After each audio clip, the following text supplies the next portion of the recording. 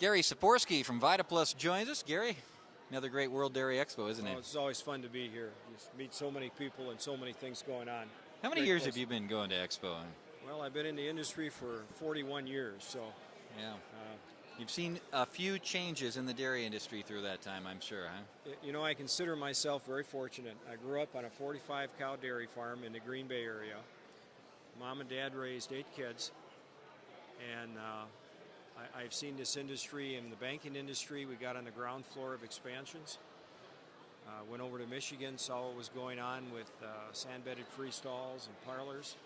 And that's when Wisconsin, in the early 90s, were still milking in 50-cow tie stall barns. And that worked out fine. We have a lot of milk and a lot of cows. And then we see the expansions today, and we can continue to see consolidation, but much better ways of caring for cows, more comfortable in the free stalls we have. Instead of the people doing the walking, now the cows do the walking. They walk to the feed, they walk to the parlor. The producers milk cows in the parlors versus getting down day after day. I mean, I've got guys that I graduated from high school with that they've had both knees replaced so far. And those are tie stall barns. So yes, a lot of changes, and we'll continue to see some of those occur. You were talking a little earlier about the importance of liquidity during these times, and it's important to pay off your bills and get some cash in the bank.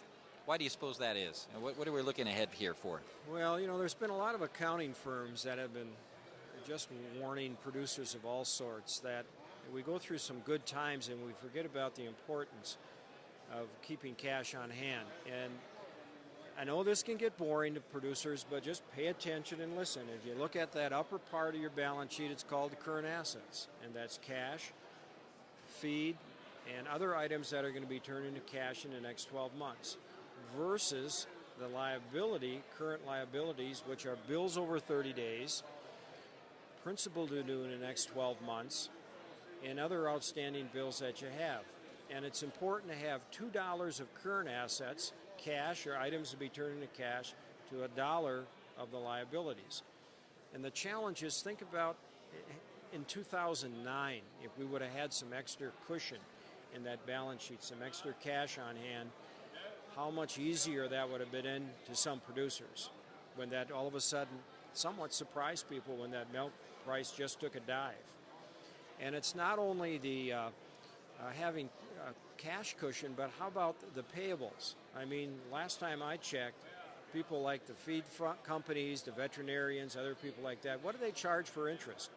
They don't want to be in the banking business. They're charging 18%.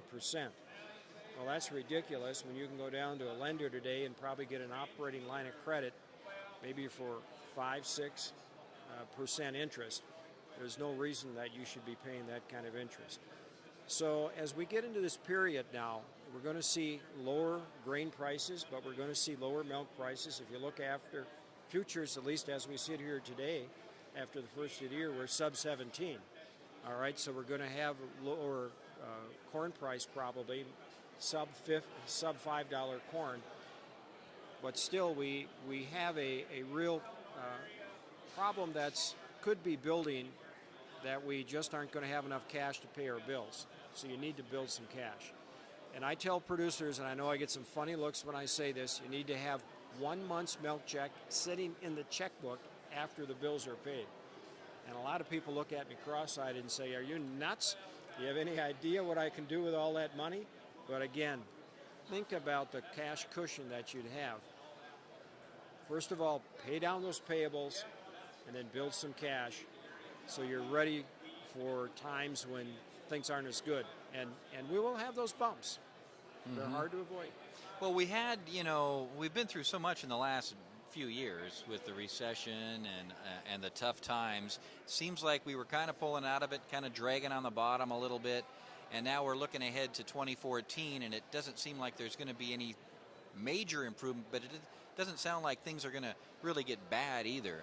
But, of course, you have to take a look at what the government's doing too, right?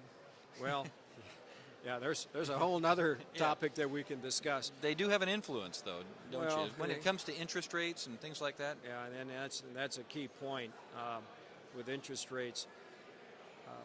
Chairman Bernanke got his PhD studying the Great Depression. And his conclusion was that the Fed did not act soon enough, and they did not act fast enough with enough money pouring into the system. Well, if you look at the last 5 years, what did the Federal Reserve do? They poured $3.5 trillion thus far, and it's all printed money in the form of mortgage-backed securities and U.S. Treasuries that they're buying on a monthly basis. Plus, they've lowered the overnight Fed funds rate that banks borrow money back and forth and others. So that has held down the interest rates. It's some historical low interest rates. Anybody listening today, in your lifetime, you've never seen interest rates at this level. So what a perfect time to take and lock in as many of the loans as you possibly can. And a warning to people that maybe 4 or 5 years ago locked in some 5-year rates, those are coming due. So it's time to re-lock those when you sit down with your lender and maybe do some balance sheets. Hopefully you're doing your balance sheets at the end of the year. But here, the 18th of September, Chairman Bernanke talked about in June of probably cutting back. The word is tapering back on some of the mortgage-backed securities and U.S. Treasuries, maybe backing it off by, and he didn't throw any numbers out, but the market was guessing maybe 10 billion, maybe 15 billion. And the announcement was made on the 18th of September, and nothing, no cutting back. And the market was shocked because 99% of the market expected it. In fact, it already had built in about a full percentage increase. A lot of people watch the 10-year Treasury. Home loans are built based on that. A lot of other loans are based on that. So back in April, we were at 1.6. Today, actually, we're 2.8. So we've had a full percentage, almost a percent and a quarter increase. So the next question is, October and December, they're going to meet again. They meet every 6 weeks. Will they do something?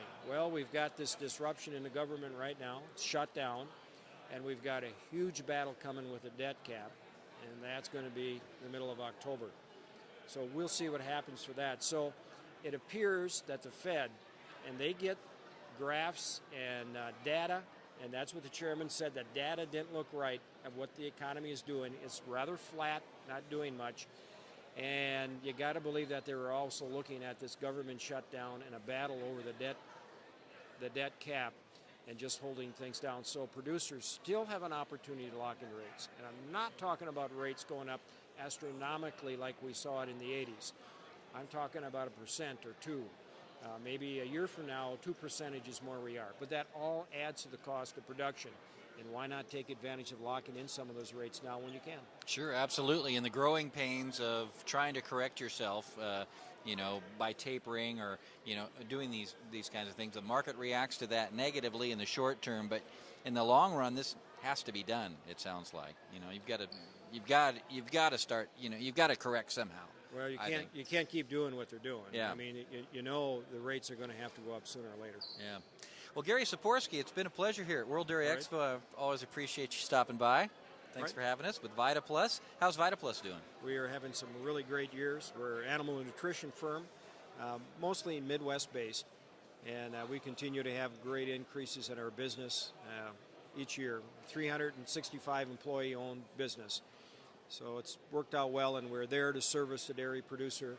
We also do some hog and beef producers as well, but we're out there to serve the industry. Now you're well represented here at World Dairy Expo. You have another day or two to stop by and see them as well here at the exhibition hall. Thanks, Gary. You're welcome.